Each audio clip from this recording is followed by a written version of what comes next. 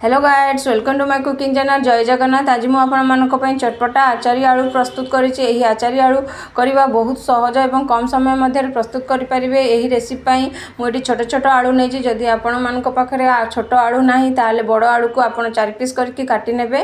बर्तमान यही रेसिपी मुझे देसी पियाज नहीं किसी बड़ पियाज नहीं। देसी पियाज जदि आपण पाखे ना ताले बड़ पियाज नहीं पारे। किसी देसी पियाज को मुझे गोटा रखी बड़ पियाज को चुने चुने काटी नहीं। बर्तमान आम गोटे कड़े नहीं जावा। कड़े 5 ରୁ 6 चामच तेल पकई नवा। तेल गरम है से 2टी सुखिला लंका, गोटे चामच सरिष, गोटे चामच जीरा और गोटे चामच पान मधुरी पकई नवा। पकई ताकू 1 मिनिट पर्यंत भाजी नवा। ए समय आम गैस टी पूरा स्लो रे रखा, ना मसलाटी आमर पोड़ीज। बर्तमान आपण मैंने देखिपे आमर जीरा पान मधुरी सब हो गला। बर्तमान आम देसी पियाज पकई नवा, गोटा पियाज एवं किछि काटी रखि जो पियाज ताकू आम पकई नवा। पकई भल भाव मिक्स करनवा। पियाजटी भल भाव सॉफ्ट होगापी किछि समय जल्दी शीघ्र सॉफ्ट होगापी से आम गोटे चामच लुण पकई नवा। लुण पकई सारापर से आम कोड़ा होता अदा को पकई नवा। पकई भल भाव मिक्स करनवा, जहाँफल आमर सब मसला गुड़िक भल भाव मिक्स हो। बर्तमान पियाजटी भी भल भाव सॉफ्ट होलानी।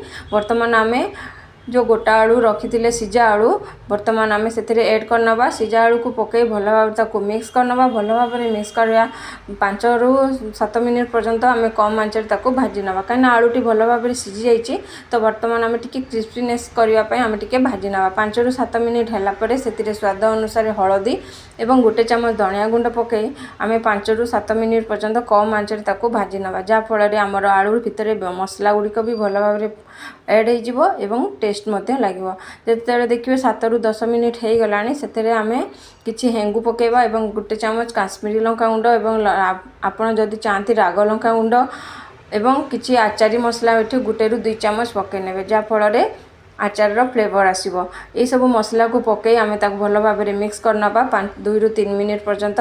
2 ରୁ 3 मिनिट भाजी सारापर देखिपे यार टेक्सचर पूरा चेंज हो गला। बर्तमान आमर कलर चेंज होगा। बर्तमान आम से चटपटा आने मुझे गोटे चामच चाट मसला और लेंबू रस पकई नहीं। लेंबू रस पकई भल भाव मिक्स करनवा। शेष में आम से कटा धनिया पत्र पकई भल भाव मिक्स करनवा। बर्तमान आमर प्रस्तुत हो गला चटपटा आचारी आलू रेसिपी।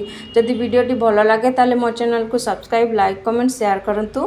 फेसबुक रे जदि देखुचंदी ताले फॉलो करंतु। बर्तमान आम प्लेटिंग करनवा। बर्तमान आमर प्रस्तुत हो गला चटपटा आलू रेसिपी। या को आपण पखाल रुटी सहित खाइबा को दियंतु, निश्चित भल लगे। Bye bye.